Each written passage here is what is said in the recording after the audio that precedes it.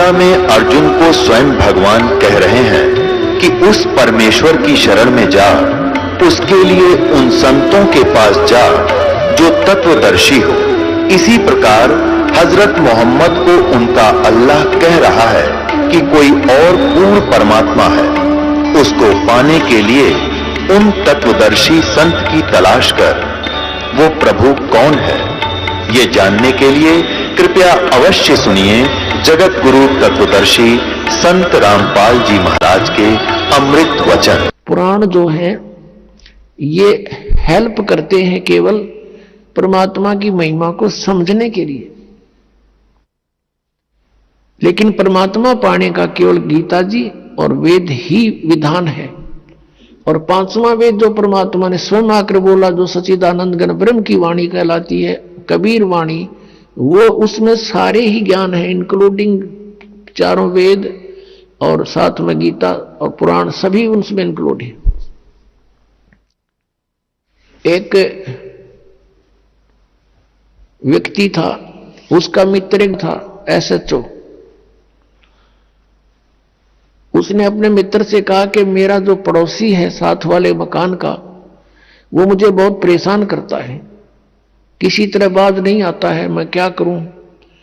अब SHO ने कहा कि मार लठ उसका माप देख लूंगा। पहले ऐसे समय थे। अब उसने अपने मित्र उस दरोगा जी का आदेश पालन करके अपने पड़ोसी से झगड़ा ठान लिया। लट्ठम लट्ठा हो गए, पड़ोसी मर गया। अब वो साथ वाले मकान का व्यक्ति मर गया तो उसको पकड़ कर ले गया वही SHO जो उसका मित्र था, और कोतवाली में दे दिया और उसको सजा होगी, सजाए मौत होगी। अब उसने क्या गलती करी कि राजा का विधान है कि कोई किसी की हत्या करेगा उसको सजाए मौत दी जाएगी। उस व्यक्ति ने एक अधिकारी की आज्ञा का पालन करके और अपने साथी का लठ मार कर मृत्यु कर दी, राजा का विधान तोड़ दिया। अब राजा के विधान अनुसार उसको सजाए मौत होगी, वो अधिकारी कुछ नहीं कर सका। तो पुण्यात्माओं, हमने ऐसे जानना है कि जो वेद और गीता ये परमात्मा का विधान संदेश है, इसमें जो लिखा वही फाइनल है। इसके अतिरिक्त ऋषियों की, देवताओं की जो अपने अनुभव की बातें हैं वो हमने पूजा की विधि में स्वीकार नहीं करनी, क्योंकि वो एक अधिकारी का आदेश हो जाएगा। उसको पालन करने से भगवान का विधान खंड हो जाएगा और हम दोषी अपराधी हो जाएंगे। अब प्रसंग चल रहा है कि आज तक हमें परमात्मा की जानकारी यथार्थ रूप में नहीं हुई। एक शेख फरीद नाम का मुसलमान धर्म में उत्पन्न एक पुण्यकर्मी प्राणी था। पुण्यात्माओं, हम आज से नहीं जन्म मर रहे, असंख्य जन्म हो गए, और इस चतुर्युगी में हम सतयुग से लेकर आज तक जन्मते मरते रहे। और इस कलयुग से पहले हम अलग, ना कोई मुसलमान था, ना हिंदू था, ना सिख था, ना ईसाई था। सब वैदिक धर्म को मानने वाले होते थे, वेदानुसार ओम नाम का जाप करते थे, और कोई साधना वो सिर्फ यज्ञ हवन आदि करते थे, 500 यज्ञ किया करते थे। अब हमारे आपस में संस्कार एक दूसरे के मिक्स हैं। आज कोई हिंदू धर्म में जन्मा है तो कल मुसलमान धर्म में जन्म ले सकता है। आज कोई मुसलमान धर्म में कट्टर हुआ बैठा, कल मृत्यु होगी, उसके बाद वो हिंदू धर्म के अंदर जन्म ले सकता है। ईसाई के भी ले सकता है, ईसाई भी की मृत्यु के बाद ईसाई भी यहाँ आ सकते हैं हिंदू धर्म में, और सिख धर्म में भी जा सकते हैं। तो कहने का भाव यह है कि हमने अपनी बुद्धि को बहुत ऊपर उठाना पड़ेगा, तब हम इस काल के जाल से निकल पाएंगे। तो पुण्यकर्मी प्राणी शेख फरीद बचपन से ही परमात्मा में उसकी श्रद्धा बनी, पिछले संस्कार प्रबल थे उसके लिए थोड़ा सा कथा सुनाते हैं कि वो शरारती बहुत था, उलाने बहुत लाता था, गांव में जाकर के दूसरे बच्चों के साथ झगड़ा कर देता था, किसी को कुछ छेड़छाड़ कर देता था आपस में बच्चों के साथ, या किसी के घर में घुस के उनका कोई बर्तन उठपटंग कर देता था, उलाने आते थे। उसकी माता बहुत तंग होगी, उसने सोचा अब क्या करूं, इसको कैसे शांत करूं। तब उसने एक दिन सोचा कि इसको कहती हूं कि बेटा तू नमाज कर ले। शेख फरीद की माता ने कहा कि बेटा तू नमाज करा कर। छोटा ही बालक था, 3-4 वर्ष का। कहने लगा क्यों, मैं क्यों करूं नमाज, मुझे क्या मिलेगा। और वो उसका फेवरेट फ्रूट था खजूर, जो खजूर बहुत खाता था, उसको बड़ा पसंद थे। उसने कहा, मां ने कहा बेटा अल्लाह तुझे खजूर देगा। कि सचमुच अका प्रतिदिन, हाँ प्रतिदिन देगा। वो कहने लगा मां बता फिर कैसे करते नमाज। न बोली डट जा, कोई समय होता है नमाज करने का, मैं बताऊंगी, इतना बैठ जा। वो इतना बैठा रहा। अब मां ने सोचा मेरा काम करने का समय है, इसने ला दूं नमाज करन, और तू काम कर लेगी इतनी ना, तो कह पता नहीं क्या उलाने लाओगा। उसने एक कपड़ा बिछाया और कहा बेटा ऐसे मत्था टेक ले और यूं कहता रहे अल्लाह मुझे खजूर दे, अल्लाह मुझे खजूर दे, यही नमाज है। और तो उसके याद क्यों होती बालक के। जब उसने वो काफी देर करता रहा, उसकी मम्मी ने क्या किया, एक पत्ते में खजूर लपेट के, थोड़ा सा खजूर 2 पत्तों में, उस कपड़ा बिछा रखा था उसके नीचे रखे ही। और जब सारा काम कर लिया, जब कहने लगी बेटा आंख खोल दे बाजा, वो उठा, उसने देखा इधर उधर, कहने लगा मां अल्लाह ने खजूर तो दिया ही नहीं, मैं नहीं करूं आज के बाद बिल्कुल भी। उसकी मां ने कहा बेटा अल्लाह ऐसे सरेआम थोड़ा ही देता है, वो तो गुप्त देता है बेटा, देख कहीं रख गए होंगे आसन के नीचे। उसने कपड़ा उठाकर देखा तो रखा मिला, खावर कूदे खा लिया, वाह जी वाह। फिर कहता मां अब फिर बता कब करनी है वो नमाज। एक दिन क्या हुआ कि माता ऐसे प्रतिदिन उसको बैठा दे, वो ऐसे ही बिल्कुल दर्द होकर 2-2, 3-3 घंटे उठे को नहीं। एक दिन उसकी माता वो खजूर रखना भूल गई और उसने कह दिया आजा बेटा। वो उठ गया, उसने उठाकर पल्ला देखा, खजूर वेजिटीज रखे जैसे पहले रखती थी उसकी मां।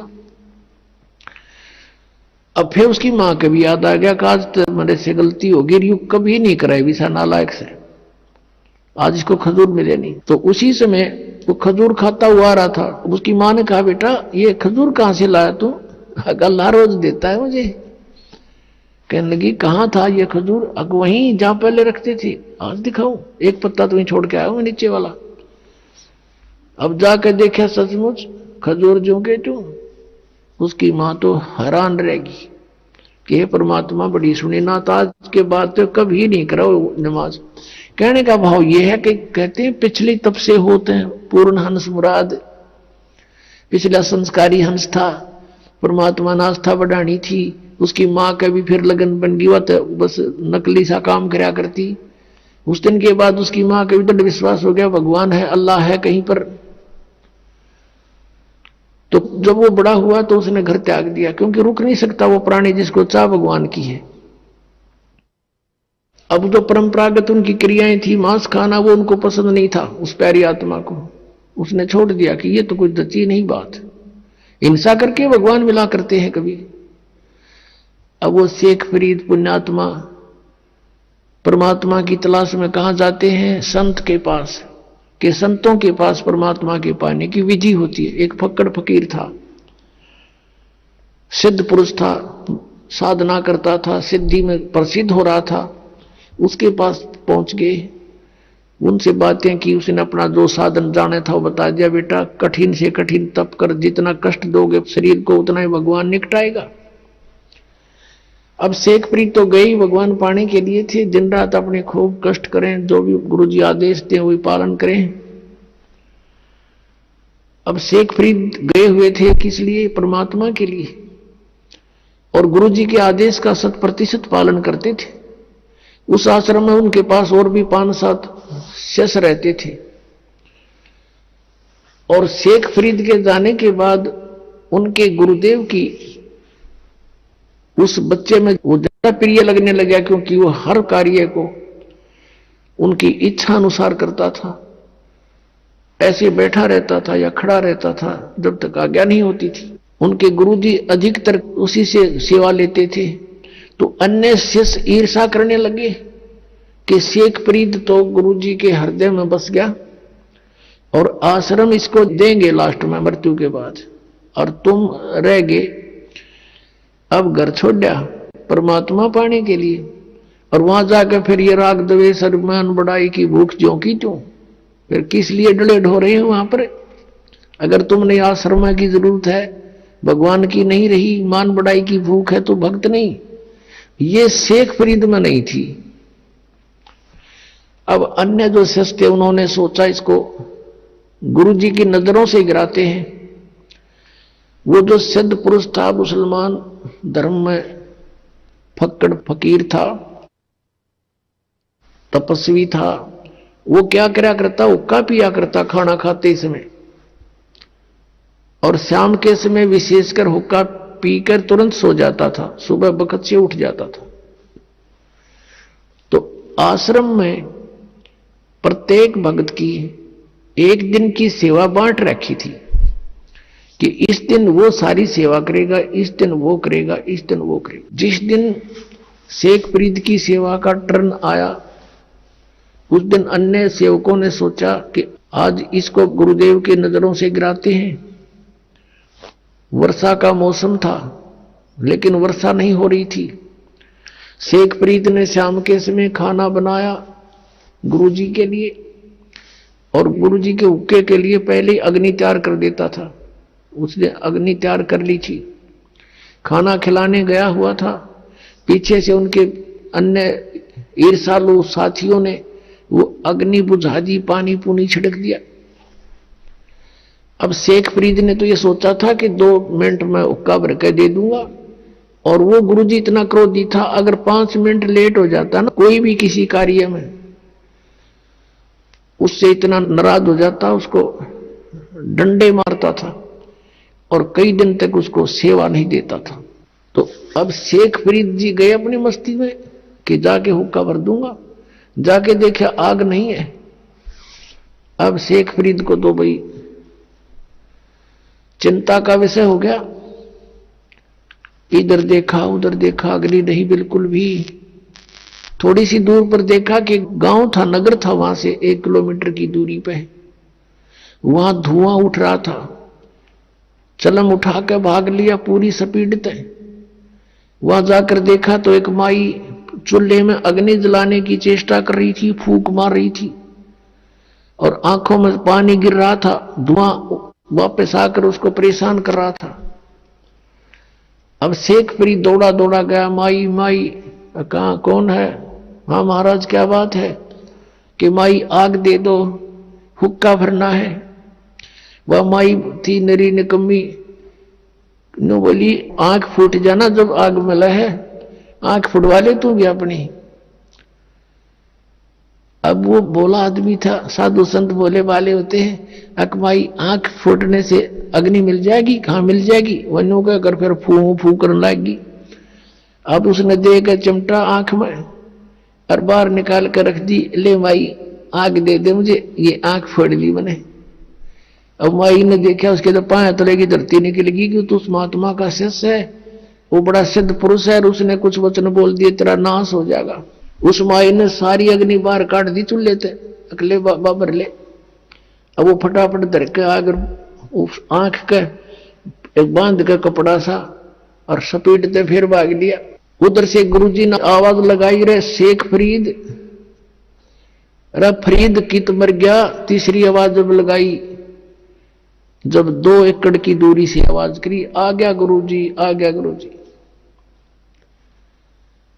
गुरुजी ने पूछा भी क्या बात है, इतनी देर कैसे लगा दी? जी आग, मौसम वर्षा का था, गुरुदेव अग्नि जलाई थी लेकिन आग बुझ गई, गांव से दौड़ के लाया हूं। अच्छा रख दे। अब अग्नि रख दी, तो कपी का सोने की तैयारी में था, उसने देखा अंधेरा सा हो गया था, आंख का क्या लग गया? जी आपके रहते क्या लगे गुरुदेव, क्या लगे?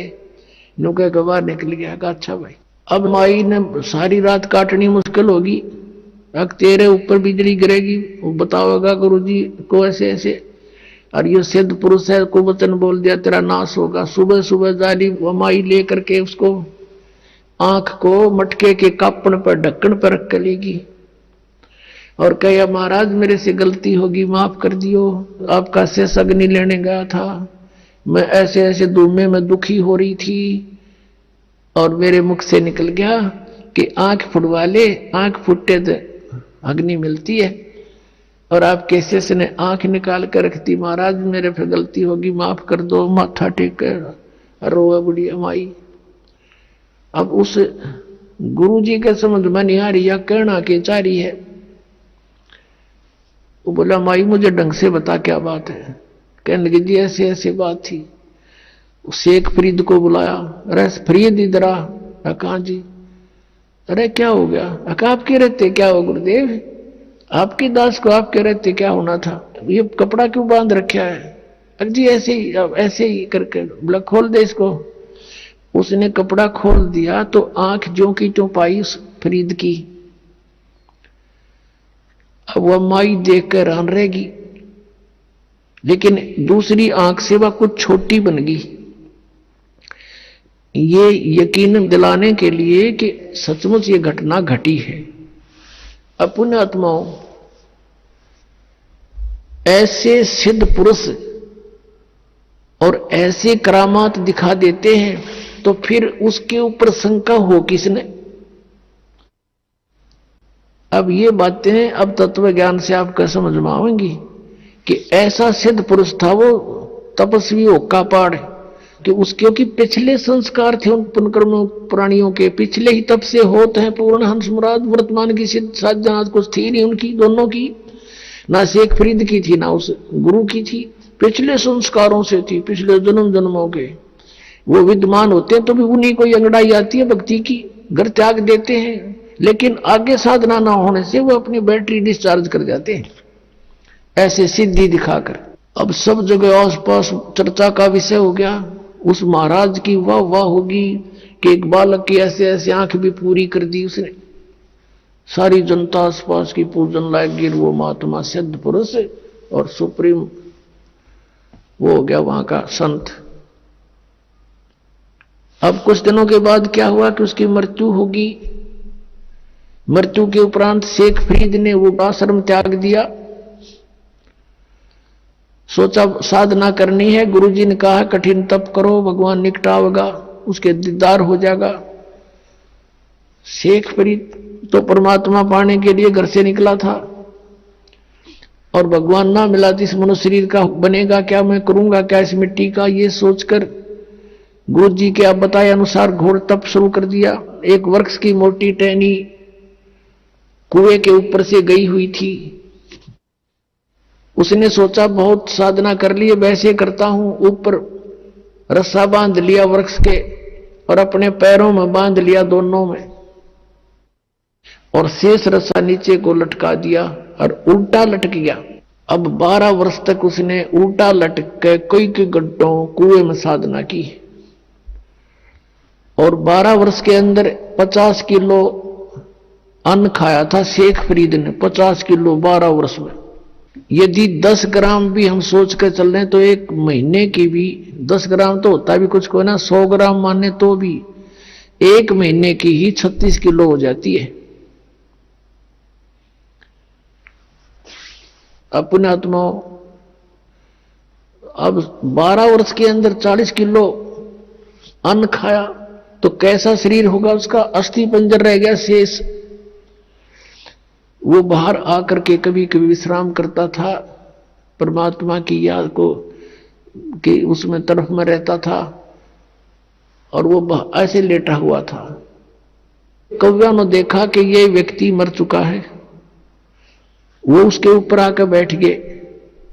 शरीर पर कहीं मांस था ही नहीं। उन्होंने सोची कौओं ने कि माथे पर बैठ कर इनकी आंख निकाल लेते हैं। तब वो थोड़ा सा मुंह खुला उसका, कहा कि भाई कौओ, मेरे शरीर पर कहीं मांस बचा हो, उस मांस को खा लो, मेरी आंखों को मत छुओ, इसको ना डिस्टर्ब करो, मुझे अल्लाह के दीदार की आशा है, मैंने भगवान देखना है, आंखें आंखें छोड़ दो बेटी, बाकी कहीं तुम्हें कुछ मिले तो खा लो, ये मुसलमान थे और जो मांस खाओ, बकरे काटे, गऊ काटे, ये परमात्मा पालेंगे? तो वो इतना दयालु कहता कौओं को कि मेरे मांस खा लो कहीं मिल जावे तो, पर मेरी आंख मत छेड़ो, आंखें मत डिस्टर्ब करो, मुझे अल्लाह के दीदार की आशा है। अब उसने सोचा कि अगर बाहर रहूंगा तो कौवे खा जाएंगे, आंखों को भी फोड़ देंगे, भगवान मिला नहीं, उल्टा ही लटक गया। धीरे धीरे सर्क के रस्सों के साथ में अभ्यास हो रहा था और फूट फूट कर रोने लग गया। अल्लाह का दर्शन हुआ नहीं और अब शरीर रहा नहीं, अब खत्म, प्राण जाने वाले, फूट फूट कर रोने लगा। अब क्या किया? परमात्मा कहते हैं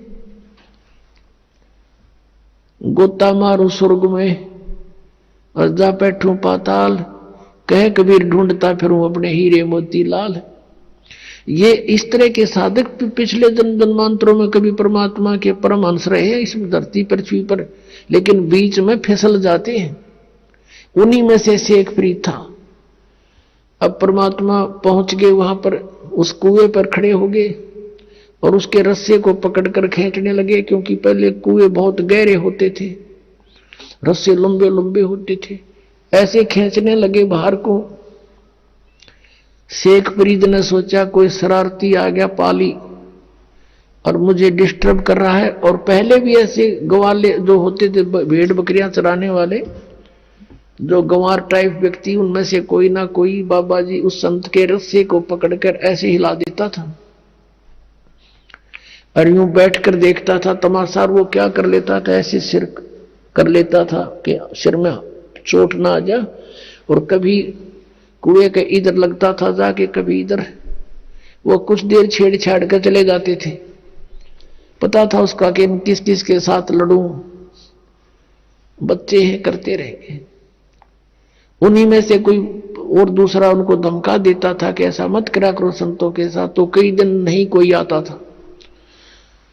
अब शेख फरीद ने सोचा कि पहले तो ऐसे हिला लूका छोड़ जाते थे, आज यू ऐसा निकम्मा मिल गया कि इसने बाहर निकाल लिया मैं। अब वो बाहर निकालते निकालते उल्टा लटका लटका कहता है, अरे भाई मुझे ना छेड़े, मुझे डिस्टर्ब ना करे, मैं अपना काम कर रहा हूं, तू अपना काम कर। परमात्मा ने कहा कि तू क्या कर रहा है यहां पर? ए भाई, मैं भगवान के दर्शन के लिए, परमात्मा को देखने के लिए, परमात्मा के पाने के लिए मैं साधना कर रहा हूं। तो परमेश्वर कबीर देव जी ने कहा कि मैं हूं अल्लाह अकबर। अब ये बात सुनकर शेख फरीद के माथे पे चोड़ी पड़ी, कहने लगे भाई मजाक ना करें, आप अल्लाह नहीं हो सकते, क्योंकि अल्लाह तो निराकार है, वो तो बेचून है, अल्लाह दिखाई थोड़ी देता है।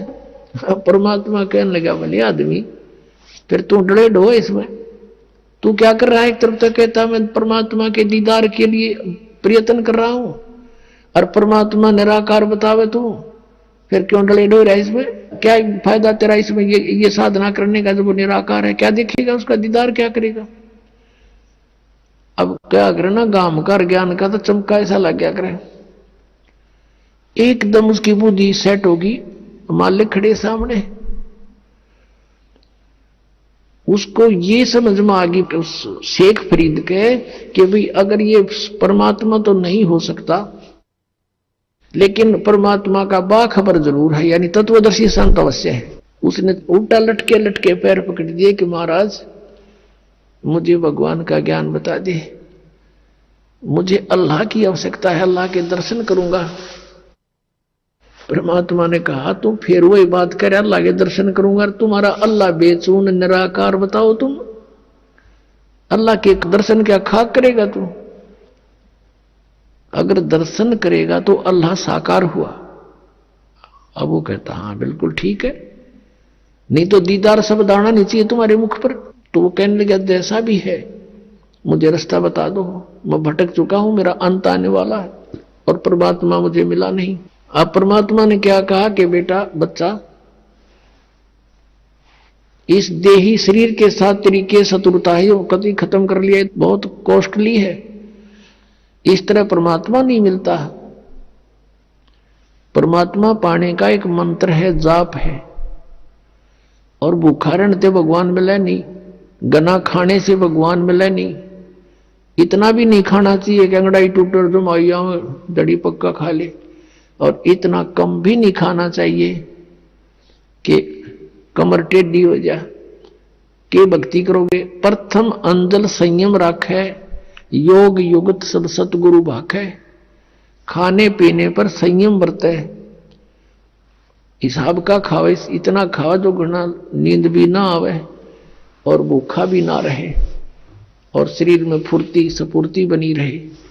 और ये साधना कर फिर शेख फरीद को धीरे धीरे खाना खिलाया, फल खिलाए, फूल खिलाए, फिर धीरे धीरे खाना खाने लगा और फिर वो परमात्मा के साथ ही हो लिया। अपने आत्मा कबीर परमेश्वर जी वो पूर्ण परमात्मा है, अल्लाह अकबर है। अल्लाह कबीर कहो चाहे कबीर अल्लाह कहो, गॉड कबीर कहो, कबीर साहब कहो, अल्लाह अकबर कहो, अल्लाह कबीर या अकबर एक ही बात है। ऐसे अपनी प्यारी आत्माओं को फिर से सतमार्ग पर लगाते हैं, उनकी बैटरी चार्ज करते हैं। अपना आत्माओं कैसा है भगवान और कौन है परमात्मा, पहले तो हम अपने सदग्रंथों से पहचानेंगे कि कैसा है भगवान। जैसे पवित्र हिंदू धर्म के अंदर चारों वेदों को एथेंटिक मानते हैं कि वेदों में जो लिखा वो फाइनल है, लेकिन वेदों का जो लेख है मूल पाठ संस्कृत भाषा में है। अपनात्माओं ज्ञान जो होता है, ज्ञान वो किसी भी भाषा में हो, ज्ञान तो ज्ञान ही होता है। जैसे हम अपनी चाहे हरियाणवी भाषा में बोल के वो बात बता दे, और चाहे जिस भाषा को कोई समझता हो उसमें बोलकर बता दे, वो ज्ञान श्रेष्ठ हो, यथार्थ हो, तो उसका समझना आवश्यक है। अब एक भाषा को जान लेने से विद्वान नहीं हो जाता। जैसे संस्कृत भाषा को जानते थे ब्राह्मण वर्ग, और इन्हीं को पहले सतयुग त्रेता द्वापर तक इन्हीं को शिक्षा ग्रहण का आदेश था, दूसरे वर्ग को नहीं था, वर्ण को नहीं था। परमात्मा चारों युगों में आए हैं। सतयुग में सत सुकृत नाम से आए, तब इस मनु जैसे ऋषियों से मिले, ब्रह्मा से मिले, विष्णु से मिले, शिव जी से मिले। इनको यथार्थ ज्ञान समझा, इन्होंने ध्यान से सुना, लेकिन बाद में काल ने इनकी बुद्धि को बदल दिया कि ये झूठ बोलता है, ऐसा कुछ नहीं है। तो तीनों ने बगावत कर दी, भगवान की वाणी को स्वीकारा नहीं। मनु जी ने भी परमात्मा का नाम बिगाड़ दिया कि ये वामदेव है। वाम माने उल्टा, उल्टे अर्थ करने वाला, क्योंकि कबीर परमेश्वर कहते थे मैं परमात्मा हूं। तो इस बात का बहुत मजाक उड़ाते थे वो कि ये भगवान है, ये ब्रह्मा विष्णु महेश से भी ऊपर मानता है, मेंटल है, मेंटल। वो कहा करते कि भगवान तो निराकार है, प्रकाश ही प्रकाश है। परमात्मा कहा करते कि ऊपर भी मैं ही हूं, नीचे भी मैं ही हूं, दोनों ठोड़ पर मैं ही हूं। तो उसका नाम वामदेव रख लिया, वामदेव। वाम माने उल्टा, उल्टी खोपड़ी वाला। वामदेव उल्टी खोपड़ी वाला भगवान नहीं माना। कहने का भाव किसी ने नहीं माना परमात्मा को परमात्मा। त्रेता युग में मुनिंदर नाम से आए थे, और द्वापर में करुणा में नाम से आए थे, जो सुपद सुदर्शन के गुरु जी बने थे। और त्रेता युग में आए थे जो मंदोदरी और नल नील, और लंका के अंदर जो एक चंद्र विजय भाट था, उसके 16 सदस्यों ने नाम लिया था। और भी कुछ एक अच्छी आत्माओं ने परमात्मा की शरण ग्रहण की थी। अब कलयुग के अंदर वो परमात्मा आए और अपना यथार्थ ज्ञान स्वयं ही बताना पड़ता है परमात्मा को प्रत्येक युग में आके। अब जो परमेश्वर आए थे 600 वर्ष पहले बनारस में, उस समय भी परमेश्वर यही कहा करते थे कि तुम जिन भगवानों की पूजा करते हो, इनकी पूजा का विधान वेदों में नहीं है। और ब्रह्मा विष्णु महेश को आप अजर व अमर मानते हो, ये अजर अमर नहीं है, इनकी जन्म मृत्यु होती है। तीन देव की जो करते भक्ति उनकी कदे ना हो मुक्ति। इन तीनों देवताओं की 600 वर्ष पहले परमात्मा ने बताया था कि दुर्गा इनकी माता है और काल इनका पिता है।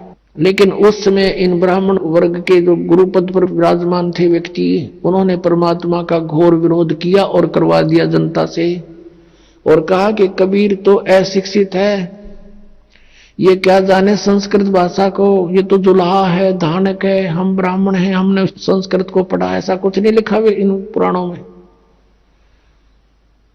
ये सर्वेश्वर है, महेश्वर है, कोई इनके माता पिता नहीं, मृत्युंजय हैं, कालज्ञ हैं।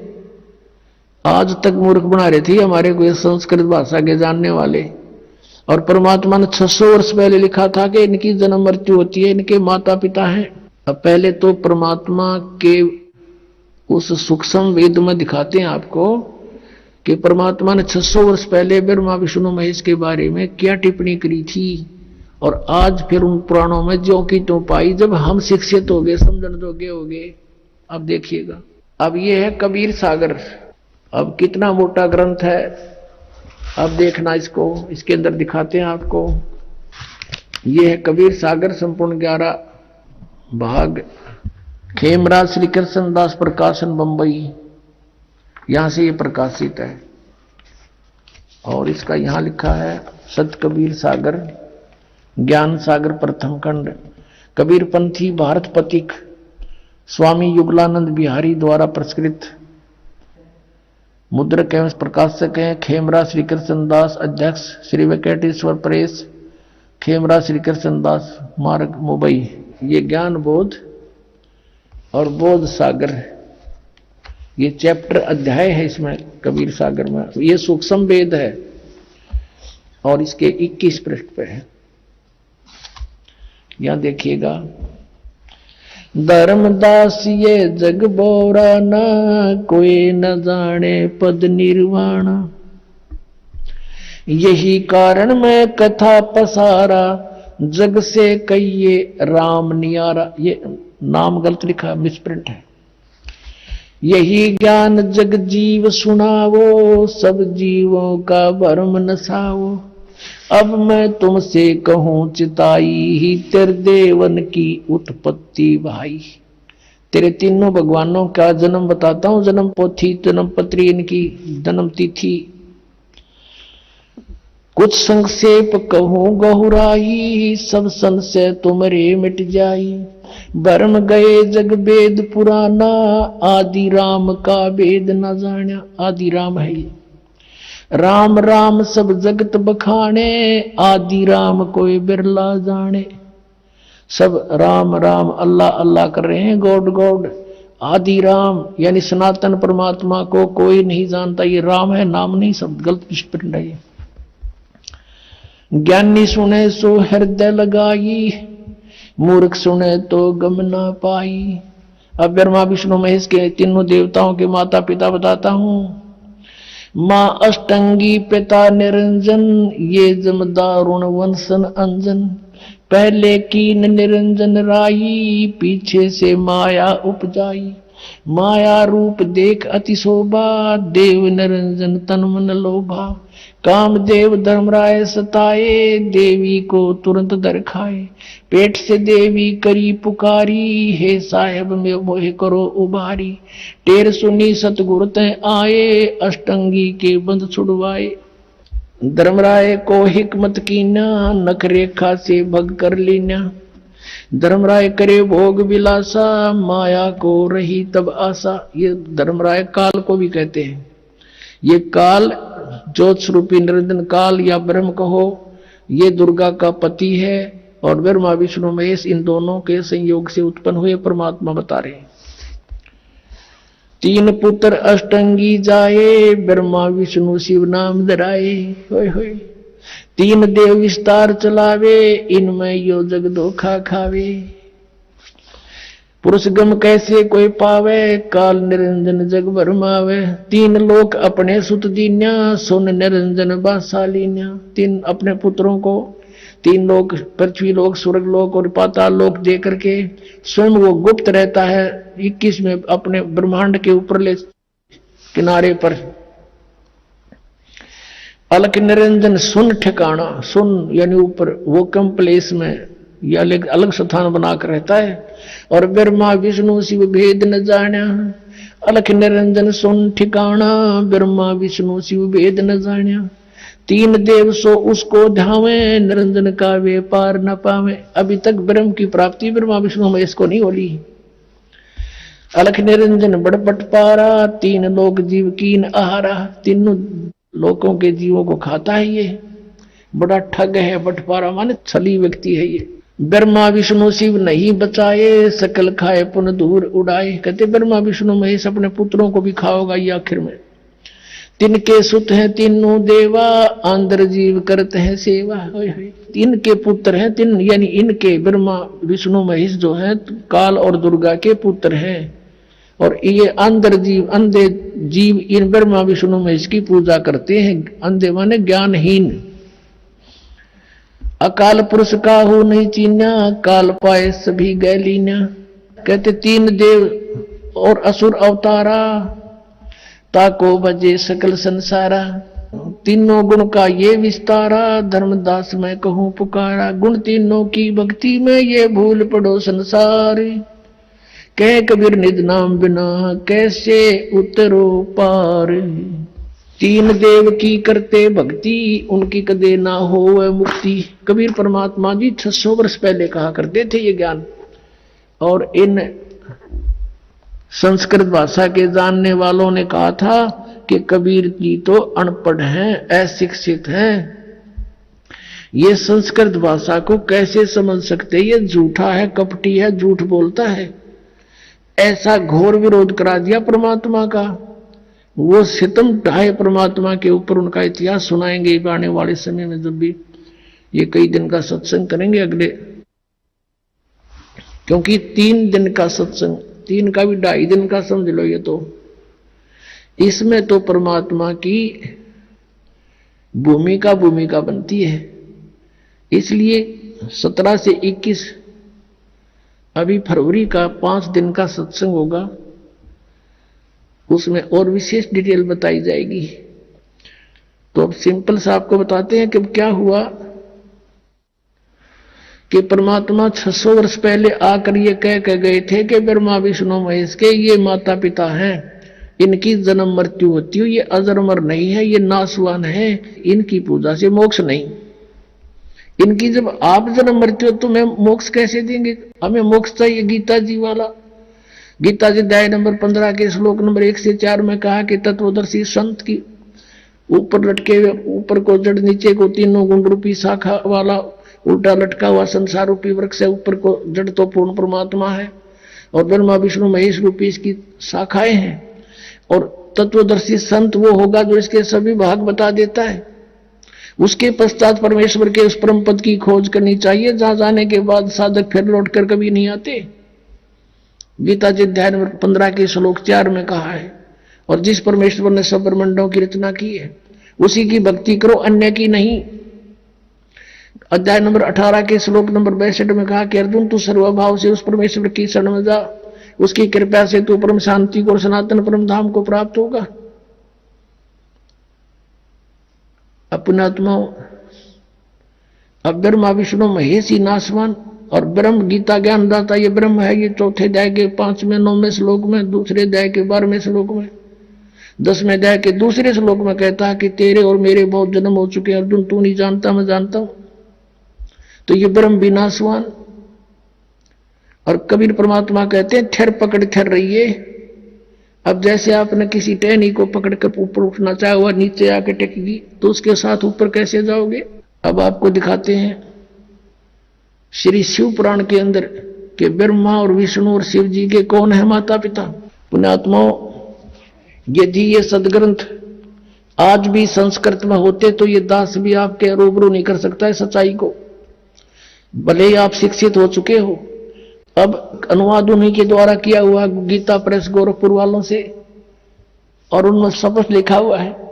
और इनका आज तक समझ में नहीं आई ये कहानी के है, इनके माता पिता लिख रखे हैं, आज तक हमें नहीं बता पाए, क्योंकि कहते हैं मोती मुक्ता दर्शत नाई, ये जगह सब अंधरे, दिक्कत के तो नैन चश्मे इनका फेरा मोतिया बंदरे। इनका मोतिया बंद हो रहा था, किसी का मोतिया बंद हो जाए आंखों में, आंखें स्वस्थ दिखाई देती है, जैसे इसको खूब दिखता होगा, पर उसने दिखता कती नहीं। तो ये दिखे दे विद्वान संस्कृत भाषा बोला करते, हमने सोचा कि मैं ऋषि हैं, इन्हें घोट रखी है पुराण, सारे संस्कृत बोल रहे हैं। आज देखा वेदों और गीता के बारे में इनको कह का पता नहीं था, इन विद्वानों को, मंडलेश्वरों को, महर्षियों को। और परमेश्वर ने आके 600 वर्ष पहले जिसको ये अशिक्षित कहा करते थे कि वो क्या जाने वेदों और सदग्रंथों के और पुराणों के बारे में, संस्कृत भाषा जानता नहीं, परमात्मा ने संस्कृत भाषा की आवश्यकता नहीं, वो सारी भाषाओं को समझते हैं। और उन्होंने जो अपने द्वारा रची हुई सृष्टि और सारा कुछ उसके सामने रचा गया, तो वो सब कुछ ठीक बोलेगा। अब देखो शिव पुराण, संक्षिप्त शिव पुराण, गीता प्रेस गोरखपुर से प्रकाशित, संपादक है हनुमान प्रसाद पोदार, प्रकाशक में मुद्रक है गीता प्रेस गोरखपुर, गोविंद भवन कार्यालय कोलकाता का संस्थान। इसके 98वें पृष्ठ से हम पढ़ना शुरू करेंगे। रुद्र संहिता 98वें पृष्ठ के बिल्कुल नीचे आते हैं, 5वां अध्याय का यहाँ अंत है, एंड है। अपने पुत्र नारद की यह बात सुनकर लोक पिता में ब्रह्मा वहां इस प्रकार बोले। ये 5वां अध्याय समाप्त हुआ, इसका आगे यहां प्रकरण शुरू हो जाता 6ठे में। ब्रह्मा जी ने कहा, ब्रह्मन अपने पुत्र नारद से कहा, देव श्रोमणे, तुम सदा समस्त जगत के उपकार में लगे रहते हो, तुमने लोगों के हित की कामना से बहुत उत्तम बात पूछी है। जिसमें समस्त चराचर जगत नष्ट हो गया था, सर्वत्र अंधकार ही अंधकार था, कुछ भी नहीं था। उस समय तत् सद ब्रह्म, इस श्रुति में जो सत सुना जाता है एकमात्र वही शेष था। ये 99वें पृष्ठ पे पढ़ा पाना। अब 100 पृष्ठ पे आते हैं, ये 100 पृष्ठ पे है, यहां नीचे आते हैं।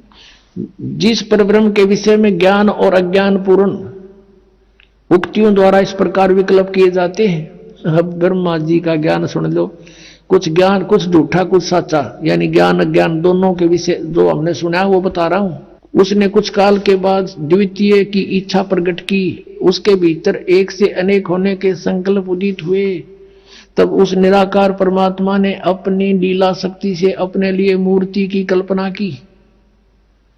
ये कहे निराकार हो ब्रह्म, और फिर कहते हो मूर्ति बन गया, वो छुपा रहता है। गीता जी अध्याय नंबर 7 के श्लोक 24-25 में ये काल बोल रहा, गीता कहता मैं अपनी योग माया से छुपा रहता हूं, सबके सामने नहीं आता। तो ये क्या करता, अपने कभी शिव के रूप में, अपने पुत्र के रूप में, कभी किसी को ब्रह्मा के रूप में दर्शन देता है। अब यहां ब्रह्मा इसीलिए कह रहा है कि वो तब उस निराकार परमात्मा ने अपनी लीला शक्ति से अपने लिए मूर्ति की कल्पना की, वो आकार में आया, बना। जो मूर्ति रहित परम ब्रह्म है, ये ब्रह्म को परम ब्रह्म बोल रहा है, उसी की मूर्ति भगवान सदाशिव है। ये काल जो है सदाशिव रूप में प्रकट हो गया। अर्वाचीन और प्राचीन विद्वान उन्हीं को ईश्वर कहते हैं। उस समय एकाएक ही रहकर स्वेच्छानुसार विहार करने वाले उन सदाशिव ने अपने विग्रह से स्वयं ही एक स्वरूप भूता शक्ति की सृष्टि की, यानी अपने शरीर से एक स्त्री निकाली। ये न्यू कहना चाह रहा है ब्रह्मा, जबकि आपने सृष्टि रचना के अंदर परमेश्वर के द्वारा बताई यथार्थ ज्ञान सुना हुआ है, वो सच्चाई है। उसका कुछ मिलता जुलता ज्ञान ये दे रहा है।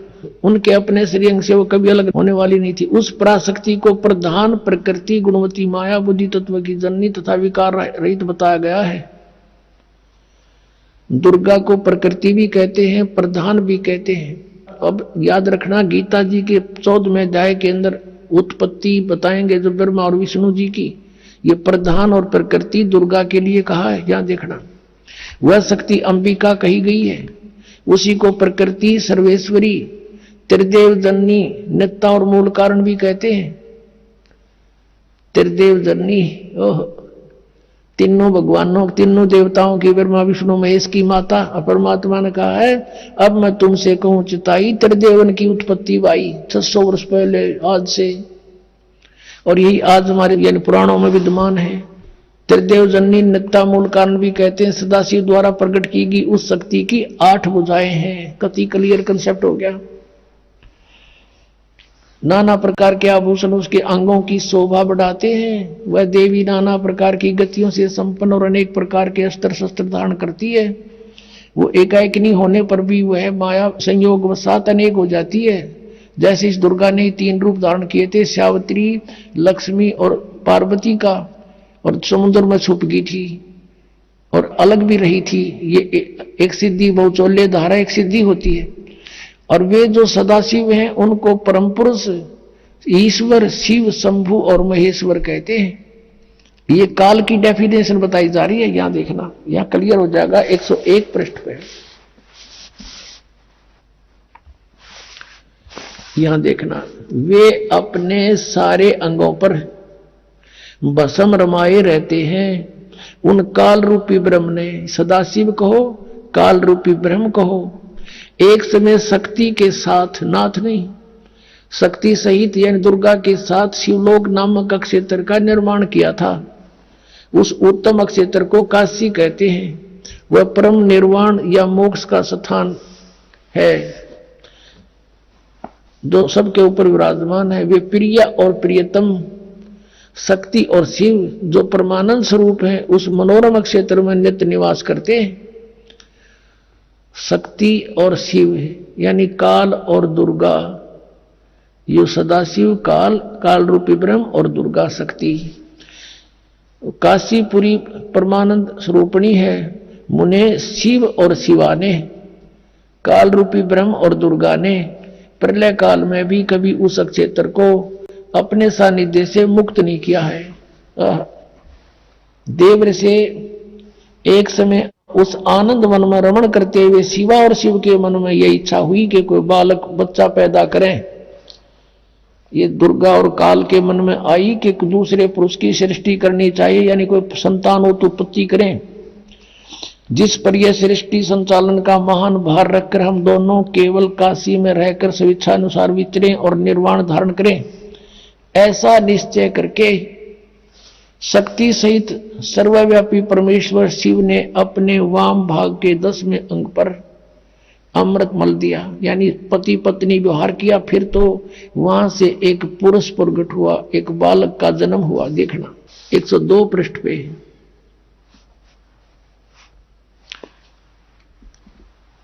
अब शिव बोले, वत्स बेटा, व्यापक होने के कारण तुम्हारा विष्णु नाम विख्यात हुआ। उसका विष्णु नाम धर दिया दुर्गा और काल से उत्पन्न बच्चे का। ये हो गया जन्म।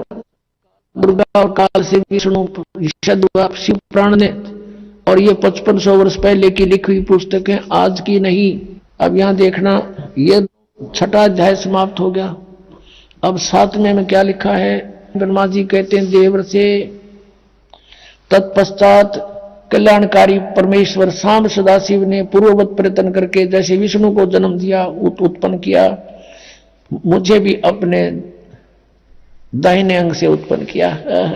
अपनात्मा, अब इनने कोई पूछने वाला हो, इनमें ऋषियां ने 5500 वर्ष हो गए इस पुराणों को लिखे, आज तक ये हमें कह नहीं बता सके। जब इन पर आश्रित थे, ब्लाइंड फेथ किया करते थे कि बड़े विद्वान पुरुष हैं, संस्कृत भाषा को जानने वाले हैं, और परमात्मा से हमारे को इसलिए दूर रखा, भगवान की वाणी को स्वीकार करने नहीं दिया और परमात्मा को परमात्मा नहीं मानने दिया। ये मां शत्रु रहे हमारे अज्ञानी नीम हकीम गुरु, चाहे वो किसी धर्म मजहब के रहे हैं। अब यहां पर अब 2 तो सिद्ध हो गए कि दुर्गा और काल से विष्णु जी और ब्रह्मा जी की उत्पत्ति तो स्पष्ट हो गई, कंसेप्ट क्लियर हो गया। अब रह गया शिव। अब यहां ये विचलित हो गया अनुवाद करता कि यहां प्रकरण चल रहा है उनकी उत्पत्ति का, मूल संस्कृत में विद्वान है मूल पाठ में। यहां उसने सोचा शिव जी से शिव की उत्पत्ति कैसे लिखूं, हाथ कांप गए। अब लेकिन कहते हैं चोर चुरावे तुमड़ी गड्ढा पानी में, वो गड्ढा हुआ ऊपर आवना सच्चाई छानी ना। अब दिखाता हूं आपको विद्वेश्वर संहिता पृष्ठ नंबर 24, 25, 26 पे। एक समय ब्रह्मा और विष्णु जी का इस बात पर झगड़ा हो गया ब्रह्मा जी कहते मैं, विष्णु जी को कहते मैं तेरा बाप, और विष्णु जी कहते मैं तेरा बाप। अब इनको ऐसा भ्रम क्यों हुआ? क्योंकि काल ने प्रतिज्ञा कर रखी है कि मैं अपने वास्तविक शरीर रूप में कभी किसी को दर्शन नहीं दूंगा। तो साधकों ने साधनाएं की, हठयोग किया, किसी को ब्रह्मा के रूप में दर्शन दे दिया। इसका पुत्र ब्रह्मा साक्षात सबको दिखाई देता है, देवता है। तो सबने मान लिया कि ब्रह्मा ही सर्वशक्तिमान है, यही परमात्मा हमने समाधि में देख लिया, ये छुपाए हुए अपने आप को, सब उसके गुणगान करने लगे। ऐसे किसी को उसने विष्णु जी के रूप में दर्शन दे दिए, किसी को शिव के रूप में। तो कोई कहता नहीं विष्णु जी सर्वशक्तिमान है, कोई कहता नहीं शिव जी सर्वशक्तिमान है, यही भगवान है, ये छुपाए रहे अपने आप को। तो इनका भ्रम हो गया कि हम भगवान हैं। तो इन दोनों ने आपस में झगड़ा कर दिया। तो ऊपर से इस काल ने इनके बीच में एक सफेद पिलर खड़ा कर दिया, जिसको शिवलिंग बोलते हैं। तेजों में से चमक निकली बहुत की नहीं। तो ये हैरान रह गए, युद्ध बंद कर दिया, उसको देखने लगे ऊपर नीचे जाकर। फिर यू काल प्रकट हो गया अपने पुत्र शिव के रूप में, और इन दोनों को फिर शिक्षा देने लगा। देखिएगा विद्वेश्वर संहिता, ये संक्षिप्त शिव पुराण, प्रश्न नंबर 24-25 पे यहां देखिएगा विद्वेश्वर संहिता।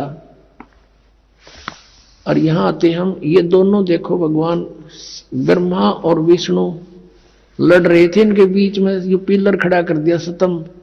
फिर वो खुद आ गया शिव के रूप में। नीचे देखिएगा।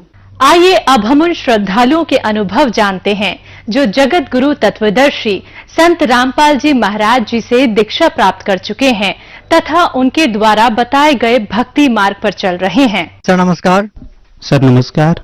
सर क्या नाम है आपका? मेरा नाम संजय कुमार चौरसिया है। संजय जी कहाँ से आए आप? मैं ऐसे तो यूपी से बिलोंग करता हूँ। पूना में मैं 8 साल से सिक्योरिटी पोस्ट पे जॉब करता हूँ। सर संत रामपाल जी महाराज की शरण में जाने से पहले आप क्या भक्ति साधना करते थे? जैसे मेरे हिंदू धर्म में होने के कारण मैं देवी देवताओं की भक्ति करता था और हनुमान जी का उपास रहता था और मंदिरों में जाया करता था। और मैं एक निरंकारी पंथ से भी 10 दिन हुआ था जुड़े। उतने में अपने संत रामपाल जी महाराज के शिष्य मेरे को मिले। उन्होंने रामपाल जी महाराज के जो ज्ञान है, जो अपने शास्त्रों के अनुसार ज्ञान है, उससे हमको बताए और एक इंटरव्यू दिखाए।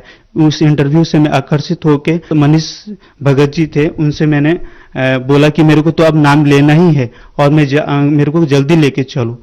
सर आपने निरंकारी पंथ से 10 दिन तक सत्संग सुना और जो अन्य धर्मगुरुओं के साथ अपने अन्य देवी देवताओं की पूजा की, तो सर संत रामपाल जी महाराज जी के ज्ञान में और अन्य संतों के ज्ञान में आपको क्या भिन्नता नजर आती है? संत रामपाल जी महाराज का जो ज्ञान है वो शास्त्रों के अनुसार है। उनका जो निरंकारी पंथ का वो लोक वेद है, उसमें कुछ मेरे को ज्ञान ही नहीं दिखा। और जो हम देवी देवताओं की भक्ति करते थे, इनसे तो हमें कुछ लाभ का भी मालूम नहीं चलता था। तो संत रामपाल जी महाराज जी के ज्ञान में आपको क्या लगा? संत रामपाल जी महाराज के ज्ञान में यही मेरे को लगा कि वो वेदों में जिसका कष्ट है, जिसका दुख है, वो परमात्मा काट देते हैं। ये मेरे को अनुभव हुआ। जो कि कुरान में भी बोला है, वो बड़ा कबीर है। जो और अपने गीता में भी बोला है कि ए अर्जुन तू उनको जा दंडवत प्रणाम करके, तो उनसे उन तत्वदर्शी वो तेरे को ज्ञान से परिचय कराएंगे। आप क्यों संतों की खोज कर रहे थे? क्यों भगवान की तलाश कर रहे थे आप? आमतौर पे लोग ऐसा नहीं करते। सर जी, जैसे कि मैं देख के किसी को देख के मैंने नासा किया था। उस नासा की वजह से हुआ था, क्या हुआ था, मेरा जी घबराने लगा और घबराते फिर मैं वो खैनी खाना, फिर मतलब कि बियर पीना, ऐसे शराब नहीं पीता था, मांस खाना। तो फिर मेरे को एक घबराहट से होने लगा और घबराहट से होने लगा तो फिर मेरे को रात में बेचैनी से होता था, नींद नहीं आती थी। फिर मेरा दिल्ली में ही बुआ का घर था, उस समय मैं दिल्ली गया हुआ था। तो फिर मैं बुआ के घर गया तो बुआ से बताया अपनी बातें कि मेरे को ये प्रॉब्लम है, घबराहट होती है, नींद नहीं आती है। तो मेरी बुआ ने एक झाड़ फूक वाले के पास लेके गई। उधर मेरा 2-3 हजार रुपया भी खर्चा हुआ। उसने एक एक जंतर भी बना के दिया। उस जंतर को मैंने पहना फिर भी उससे कुछ मेरे को फायदा नहीं हो रहा था और भी घबराहट जैसे महसूस होने लगा। सर पहले जो आप पूजाएं कर रहे थे, उन पूजाओं को करते करते भी आपको बहुत सारी परेशानियां थी, आपको बेचैनी की समस्या थी। तो सर, जब आपने संत रामपाल जी महाराज जी से नाम दीक्षा ली तो क्या उसमें आपको कोई लाभ भी मिला? संत रामपाल जी महाराज के जिस दिन मैंने मंत्र लिया और मैंने प्रथम मंत्र ही बस 5 बार ही किया तो उतने में ही मेरे जैसे शरीर हल्का होने लगा और जैसे एकदम शांति महसूस होने लगा शरीर में। तब मेरे को लगा और मैं रोने लगा कि मेरे को तो अब लग रहा है परमात्मा ही संत रामपाल जी महाराज ठीक किए करेंगे। और मैं उस दिन इतना रात को सोया, इतना सोया कि मैं सवेरे 5 बजे इतना सोया कि मेरा नींद ऑटोमेटिक ही खुल गया जी। और मेरे को फिर मैं सुबह में उठ के और मंत्रों का सुमरन किया और मंत्रों का सुमरन किया, इतना मंत्र का सुमरन किया, पर गुरुदेव की मैंने दीपक नहीं जलाया था। हाँ, संत रामपाल जी महाराज का दीपक नहीं जलाया था और दीपक ना जलाने के कारण तीसरे दिन परमेश्वर कबीर साहब प्रकट होके टोपी सफेद कपड़ों पे सामने आते हैं और बोलते हैं, बेटा तू दीपक जलाया कर और दीपक जला के नियम से भक्ति किया कर, मैं तेरे साथ रहूंगा। आपको कबीर साहब जी ने साक्षात दर्शन दिए? जी, कबीर साहब ने मेरे को साक्षात दर्शन दिया। क्या वाक्या था वो, पूरा बताइए। जी, उस सुबह का टाइम था, 4 बज रहा था और परमेश्वर कबीर साहब साक्षात प्रकट हो गए मेरे सामने, दर्शन दिए और बोले, बेटा नियम से दीपक जलाया कर और भक्ति कर, मैं तेरे साथ रहूंगा। सर, आपको कबीर साहब ने स्वयं दर्शन दिए हैं। कबीर साहब को परमात्मा मानते हैं संत रामपाल जी महाराज और उनके अनुयायी। तो हम आपसे ये जानना चाहेंगे कि परमात्मा के दर्शन करने से क्या आपको कोई और भी लाभ मिला, कोई शारीरिक, मानसिक? जी, सबसे पहले तो संत रामपाल जी महाराज से नाम लेके हमें अपने सदग्रंथों से मैं परिचय हुआ। मेरे को तो ये भी नहीं मालूम था कि अपना शास्त्र, हिंदू शास्त्र कितने होते हैं, मेरे को ये भी नहीं मालूम था। पर परमात्मा के शरण में आते हुए, संत रामपाल जी महाराज के शरण में आते हुए मेरे को मालूम चला कि अपने गीता, बाइबल, वेद, कुरान जितने भी ग्रंथ में हैं उसमें लिखा है कि परमात्मा कबीर ही भक्ति योग्य हैं। सर, एक बात बताइए, करोड़ों लोग ऐसे हैं जो परमात्मा के दर्शन के लिए बहुत प्रकार की साधनाएं करते हैं, तप करते हैं, वो पहाड़ों में भी रह के तपस्या करते हैं, गुफाओं में कठिन साधना भी करते हैं ताकि उनको परमात्मा के दर्शन हो जाएं। आपने कबीर साहब जी के दर्शन किए, सुबह 4 बजे वो आपके पास साक्षात आए। तो सर, आप हमें बताइए कि परमात्मा दिखता कैसा है? लोगों के मन में ये शंका है कि वो परमात्मा साकार है या निराकार है। आपने उस परमात्मा को देखा है, आप हमें उस परमात्मा के बारे में बताइए, वो कैसे दिखते हैं, कैसा उनका स्वरूप है? जी सर, परमेश्वर कबीर साहब जो अपने वेद, अपने बाइबल में लिखा है कि वो परमात्मा जो 6 दिन में सृष्टि रचना किया और 7वें दिन विराजमान हो गया, वो परमात्मा कबीर है। और वो दिखते हैं, सफेद कपड़े में हैं, सफेद दाढ़ी है उनकी और विशाल शरीर था उनका। वो अपने परमेश्वर जो अपने ग्रंथों में लिखा है कि वो जो अपने शास्त्रों के अनुसार भक्ति करता है, परमात्मा उसको दर्शन भी देते हैं और उसको लाभ भी देते हैं। सर, आप भगत समाज को क्या संदेश देना चाहते हैं? सर, मैं भगत समाज को ये संदेश देना चाहता हूँ कि आजकल यूट्यूब, फेसबुक और भी चैनलों पे जो संत रामपाल जी महाराज का सत्संग आता है, नीचे नंबर आते हैं, उस पे फोन करके और संत रामपाल जी महाराज से आप जुड़ सकते हैं। जी, बहुत बहुत धन्यवाद। नमस्कार सर।